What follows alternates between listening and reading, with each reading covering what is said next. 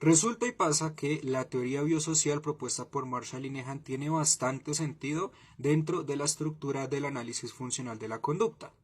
Hoy vamos a ver lo que se conoce como la transacción entre la vulnerabilidad biológica y el ambiente invalidante y por qué este apartado es muy importante para la terapia individual. Teoría biosocial.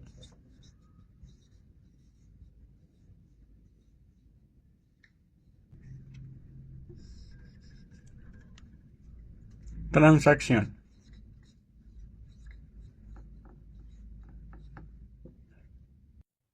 ¿Me siguen hasta aquí? Sí, está fácil. Entonces vamos a ilustrar el concepto de transacción teniendo en cuenta estas dos variables muy importantes dentro de la teoría biosocial. Aquí tenemos la vulnerabilidad biológica. ¿Listo? Y vamos a cruzar la vulnerabilidad biológica con el ambiente invalidante, así. ¿Listo? Aquí tenemos una transacción entre la vulnerabilidad biológica y el ambiente invalidante.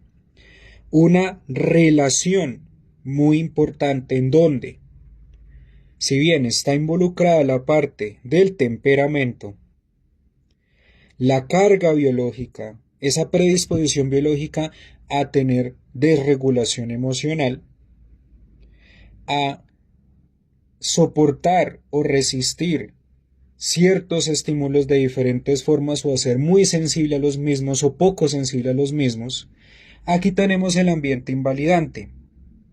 El ambiente va a estar completamente lleno y estructurado de elementos, por una redundancia, ambientales que van a facilitar mucho más este temperamento, que va a facilitar mucho más esa alta sensibilidad a los estímulos y por ende reactividad ante esos estímulos.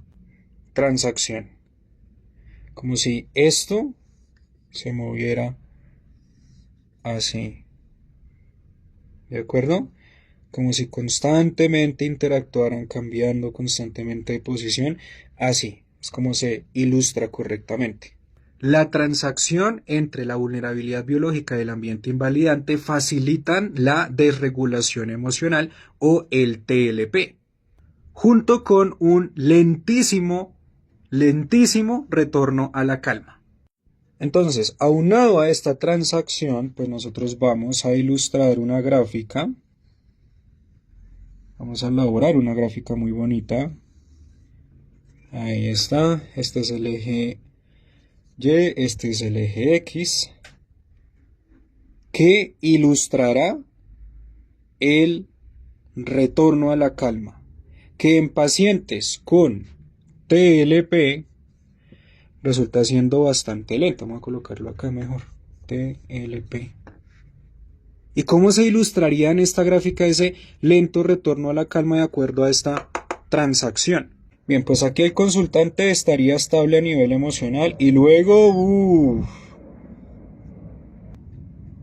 se disparan las emociones. Hay una explosión conductual, una explosión emocional justo en este punto en donde pues se disparó el temperamento, ¿vale? Se desreguló el consultante. Ahora bien, es que esto puede durar, ya sabemos, puede durar días, 2, 4, 6, 8. Puede durar 2, 4, 6, 8 días o 2, 4, 6 y 8 semanas. ¿Y luego qué pasa? Pues él vuelve a estar en calma. Vuelve a retorno a la calma. Y mientras, espere, ya mejor utilizo este. Y mientras, pues va sucediendo todo esto, ¿sí? Pues se da esa transacción. Ahí la tenemos. Ahí se va dando esa transacción. Hasta que el consultante vuelve a estabilizarse emocionalmente. Eso es la relación entre la desregulación emocional y el concepto de transacción. Ahora nos vamos a preguntar una cosa, y es que, Pina, que explotó el consultante, y luego, ¡fum! y luego otra vez empezó a descender. ¿Qué es lo que podría estar pasando aquí para que el consultante vuelva a ese retorno a la calma? Bueno, pues justamente aquí, ¿cierto? En este punto, en este pico, vamos a encontrar conductas problemáticas que le facilitan al consultante disminuir su malestar. Conductas asociadas a reforzamiento negativo, ¿sí?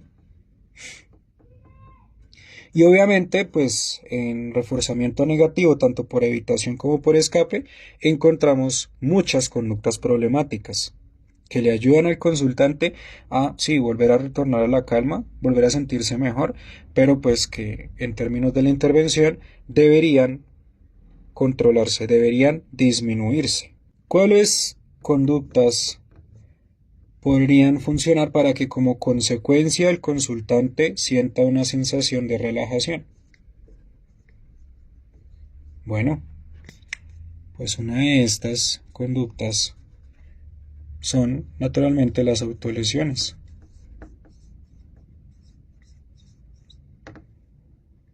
Por otro lado, el consumo problemático de sustancias psicoactivas.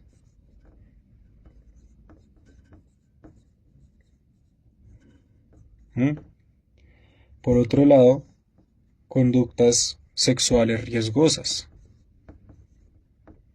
que pueden facilitar al consultante enfermedades de transmisión sexual, por ejemplo. Consumo de alcohol problemático, ¿cierto? Las conductas de agresividad,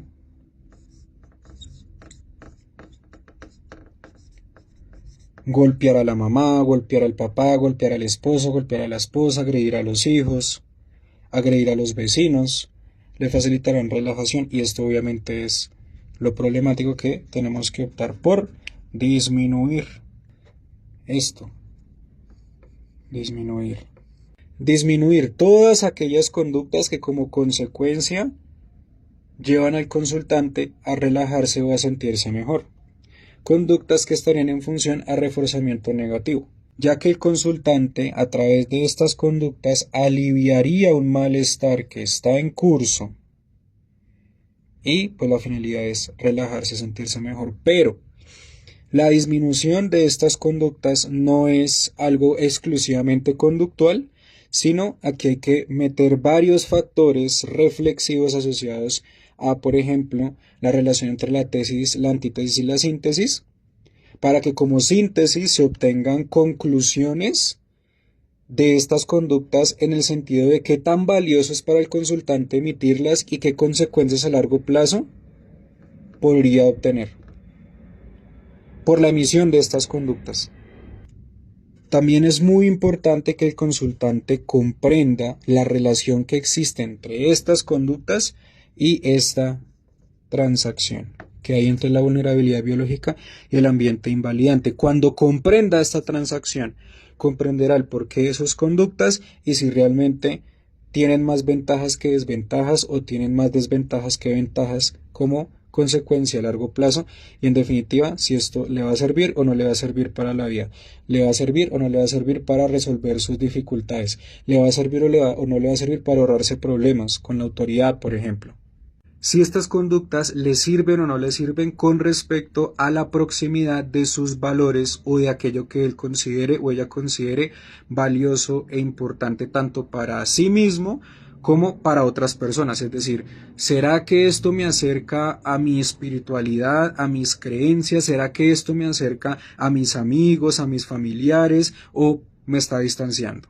Si bien yo comprendo que soy muy sensible a determinados ruidos y eso me saca de quicio, me facilita enojarme o me saca de quicio o soy muy sensible a que no me validen en casa y por ende me autolesiono, ¿será que esta autolesión, que si bien la comprendo desde la transacción, me va a servir para resolver problemas, dificultades o para ser más resistente o soportar más esos estímulos que me ocasionan esas ganas de matarme o esas ganas de herir a alguien o esas ganas de empujar, golpear, romper cosas. Entonces, en resumidas cuentas, para eso está el pretratamiento. ¿Sí? El pretratamiento también es un contexto de psicoeducación y de comprensión de la conducta problema para que en el tratamiento pues ya no hayan dudas, se hayan despejado absolutamente las cosas y el consultante sea mucho más consciente de esta transacción para que el tratamiento empiece a tener efecto a partir de la aceptación de ese problema, a partir de la aceptación de esa transacción. ¿Listo? Gracias mis queridos y mis queridas. Nos vemos en una siguiente clase viendo más temas sobre terapia individual, que por cierto nos quedan por ver muchísimos temas sobre terapia individual. ¿Vale? Gracias chicos, que estén muy bien y que mi Dios me los bendiga. Chao pues.